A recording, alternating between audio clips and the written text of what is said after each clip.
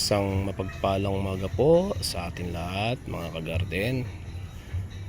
Ang panahon po naman sa amin ngayon ay medyo nagpapakita ang haring araw. Kaya lang ay di mamaya ay sigurado kung ito mamay bibirada na naman itong ulan. Kaya mahirap pag ikay halimbawa ay magbibilad ka ng palay ngayon ay huwag ka pa siguro at nabira agad, ay sayang din naman ang inyong palay, mababasa. At muli po, pwede na naman ako sa garden ni Enan. Ako po ay magtitrim ngayon itong bunggambilya. Kailangan ko rin pong itrim ito at ito nalaki, tinataas. Ito para ding kahoy, nagiging puno. At ito naman pong isang ito ay pinwheel flower, parang Chinese flower yata ito kung hindi ako nagkakamali. Ito po dati napakarami nito, ay yung iba ay nangamatay, hanggang itong isang ito ay nailipat ko naman. Pwede aking inaalagaan din ng pagtitrim para magandang tingnan. At ito naman sa bandang kanan ko ito po yung Podocarpus costalis. Marami rin iyang variety, marami ding katawagan yan. May costalis, may iba pa variety niya. At ito namang isa, itong Picus sa microcarpa ba ito, hindi ako nagkakamali. Ito po yung nalaki rin ng malaking malaki yan. Talagang lagi maganda pagka lagi mong tinitrim para bagang kuan, pag inaalagaan mo ay lagi siyang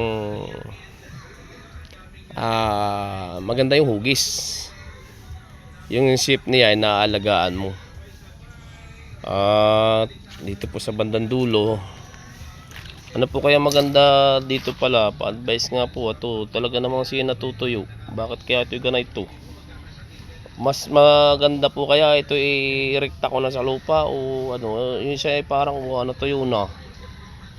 Hindi kaya ito ay sobra sa ulan o ayaw sa ulan o kailangan nakarekta sa lupa.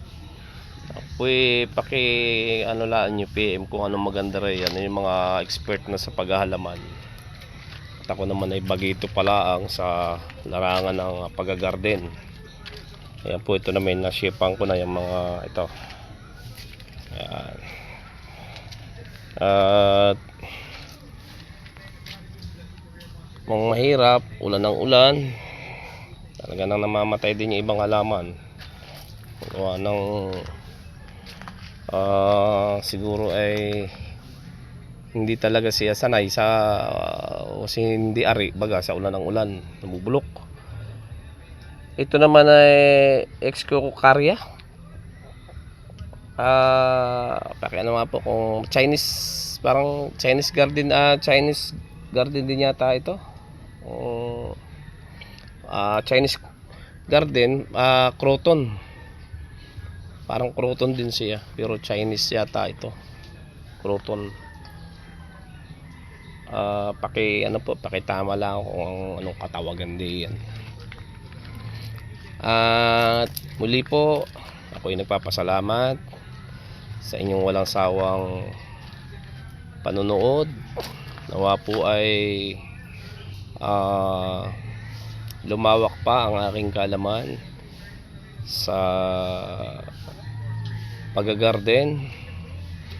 Bagamat ako'y baguhan palaang, pero sinisikap ko po na malaman yung mga pangalan ng garden para maipaliwanag ko rin naman kung ano yung mga pangalan, kung ano yung dapat na nilalagay na kung ano mang vitamins at saka yung mga insekto, dahil marami bagang mga insekto gaya nung isang halaman ko ron pinagkakain yung wala lang natira kundi yung kanilang tangkay.